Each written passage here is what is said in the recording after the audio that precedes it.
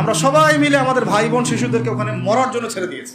এটাই সত্য কথা। এবং এর জন্য পুরা উম্মাকে জবাব দিতে হবে, পুরা উম্মাকেই জবাব দিতে হবে। সবচেয়ে বড় জবাব দিতে হবে আরবের নেতাদেরকে, আশপাশের যারা নেতা আছে এদেরকে, আরবের যে নেতারা আছে এদেরকে বিগত 70 বছর ধরে এরা যা যা করেছে এর উত্তর দিতে হবে, জবাব দিতেই হবে, কোনো উপায় নাই। আমাদেরকেও দিতে হবে, প্রত্যেক রাষ্ট্রপ্রধানকে দেওয়া লাগবে।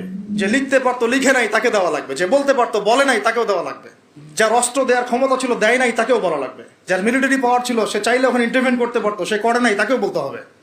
আর যারা ওদের সাথে আতাত করে বন্ধুত্ব করেছে এরা তো মুনাফিক, টাটকা মুনাফিক, পাক্কা মুনাফিক। এরাই তো তারা যারা কাফেরদের সাথে জাহান্নামের তলদেশে থাকবে। মুসলিমদেরকে বাদ দিয়ে মুনাফিক ইহুদি খ্রিস্টানদের সাথে বন্ধুত্ব করেছে। যে ইহুদি খ্রিস্টানরা আমাদের ভাই বোনদেরকে মেরে এক ঝাঁঝরা করে ফেলাচ্ছে, আমি ওর সাথে বন্ধুত্ব করতে পারি? কি বলে আপনাদের ইমান?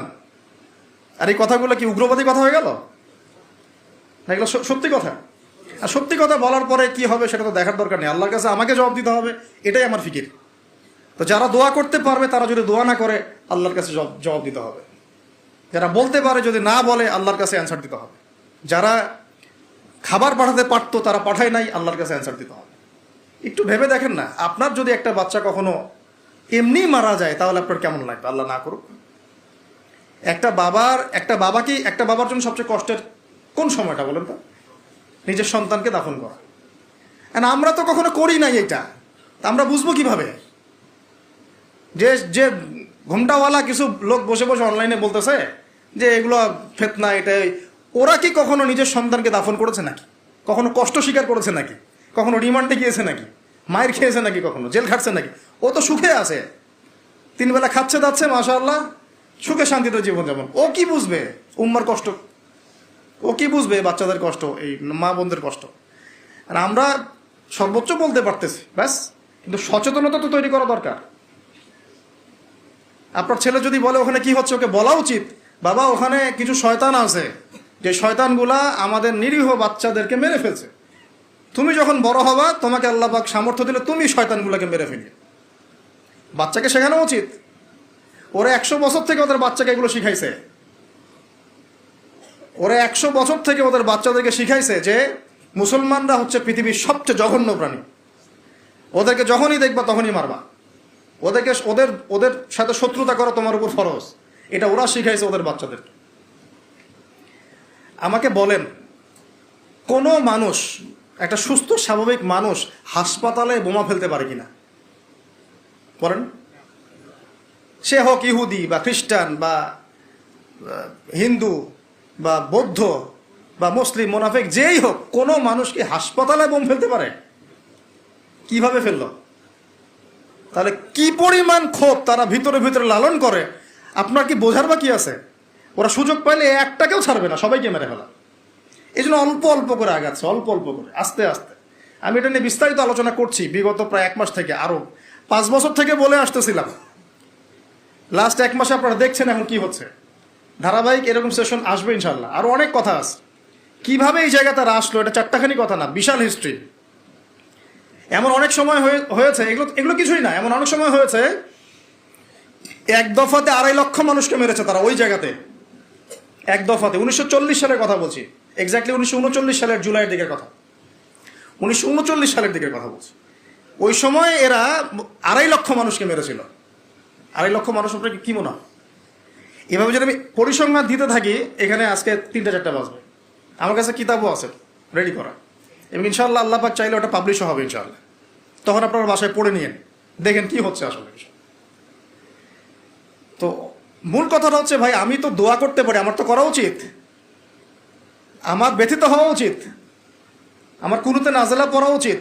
যদি আমার আরো বড় সামর্থ্য থাকতো অ্যাটলিস্ট ওখানে ত্রাণ পৌঁছানো উচিত ছিল, বা আরো যদি বড় ক্ষমতা আল্লাহ পাক আমাকে দিতেন তাহলে ওদের মুখের সামনে বলা উচিত ছিল এটা অন্যায়, জুলুম, এর প্রতিবাদে আমরা জাতিগতভাবে পাশে আছি ফিলিস্তিনিদের, এবং মুসলিম রাষ্ট্রগুলোর ঐক্যবদ্ধ হয়ে একটা ফোরাম গঠন করা উচিত ছিল এদের বিরুদ্ধে।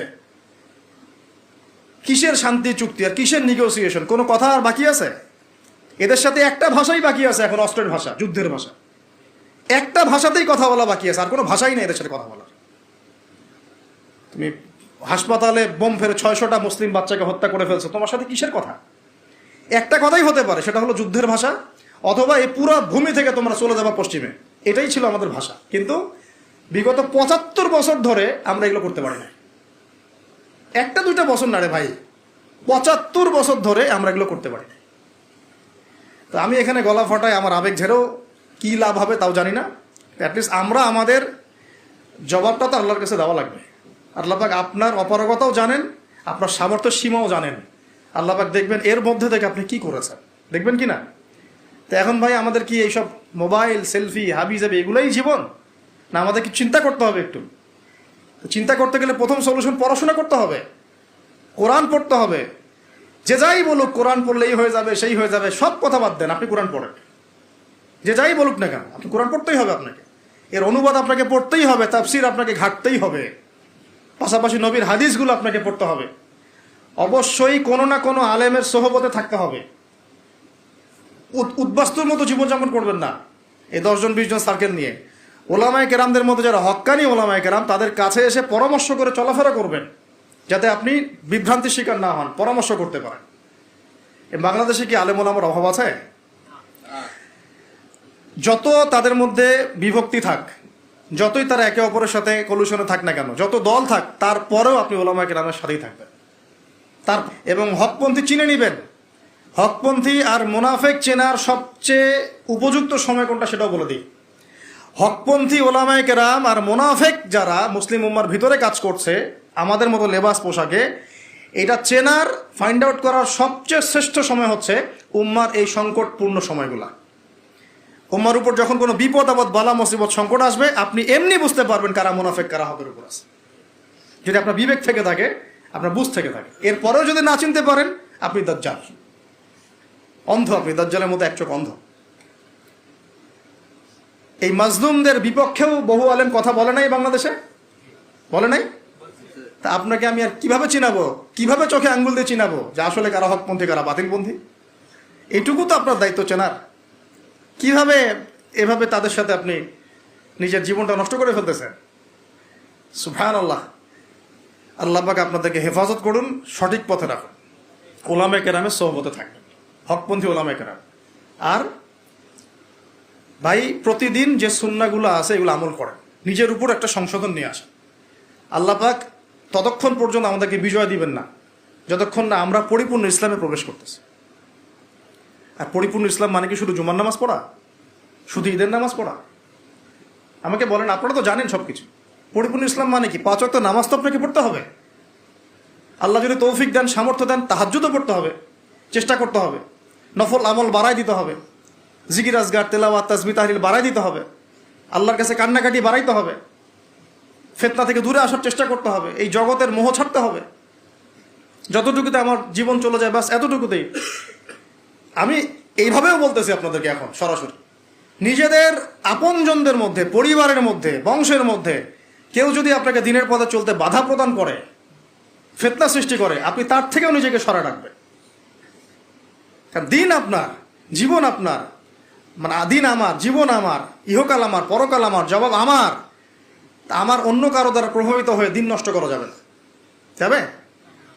অনেক সময় হয় না, আমাদের বংশে, পরিবারে, কাছের অনেক মানুষ আপনাকে দিনের পথে চলার ক্ষেত্রে প্রতিবন্ধকতা সৃষ্টি করতেছে। আমি বলতেছি না ওদের সাথে আপনি সম্পর্ক নষ্ট করে দেন, কাট অফ হয়ে যান, এটা বলতেছি না।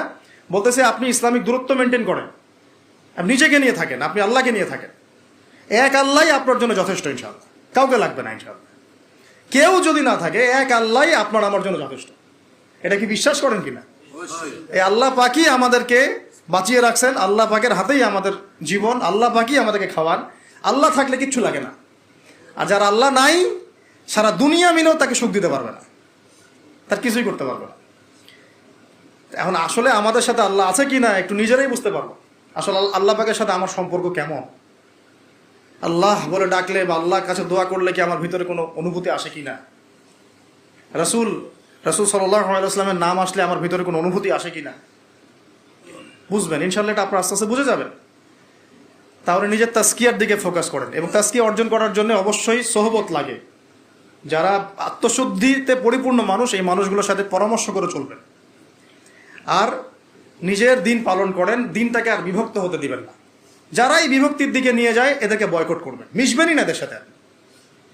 বরং আমি বলছি, বাংলাদেশে এমনিই তো শত শত দল হয়ে গেছে, এখন আপনি নিউট্রাল থাকবেন, নিজেকে বায়াসড করবেন না, নিউট্রাল থাকবেন। নিউট্রাল মানে নিরপেক্ষ। নিরপেক্ষ থেকে আপনি দেখবেন যে আসলে কার মধ্যে হকটা বেশি আছে। এরপর আপনার বুঝ অনুযায়ী কোরআন সুন্নাহর সাথে মিলিয়ে ওলামায়ে কেরামের পরামর্শে যেদিকে তারা আপনাকে হেদায়েতের পথে নিয়ে যাবেন সেই পথে আপনি চলেন, ইনশাআল্লাহ আপনি ঠিক পথে থাকবেন। এই জন্য আমি একা একা থাকতে নিষেধ করি। ওলামায়ে কেরামদের সাথে পরামর্শ করে চলবেন এবং ঐক্যবদ্ধ জীবনযাপন করবেন। আর কিছু ভাইয়ের মধ্যে যদি খারাপ কিছু থাকে তাদেরকে একদম আন্ডার এস্টিমেট করে ধুয়ে রেখে দেওয়ার দরকার নেই। কারণ যার মধ্যে খারাপ কিছু আছে ওর মধ্যে ভালোও কিছু আছে। খোলা মনে ভালোগুলো নিয়ে নেবেন, খারাপগুলো আপনি ছেড়ে দিবেন। এখন বলতে পারে আপনি কিভাবে বুঝবেন ভালো কোনটা খারাপ কোনটা? নিজে পড়বেন, নিজে জ্ঞান অর্জন করবেন, আল্লাহ পাক বিবেক দিয়েছেন, বোঝার চেষ্টা করবেন এবং আলেমদের সাথে পরামর্শ করবেন। ব্যাস, আল্লাহ পাক এরপরে আপনাকে যে পথে নিয়ে যাবেন ইনশাআল্লাহ সেই পথে আপনি চলুন। উম্মার বিভক্তি বাড়াবেন না। এরপরে যখন অর্থনীতির মধ্যে ঢুকবেন, ব্যবসা বাণিজ্য, রিজিক, চাকরি বাকরি, জান চলে গেলেও হারাম খাবেন না ইনশাআল্লাহ। আল্লাহ পাক তৌফিক দান করে, আপনাকে তৌফিক দেখ, আমাকেও তৌফিক দান করে।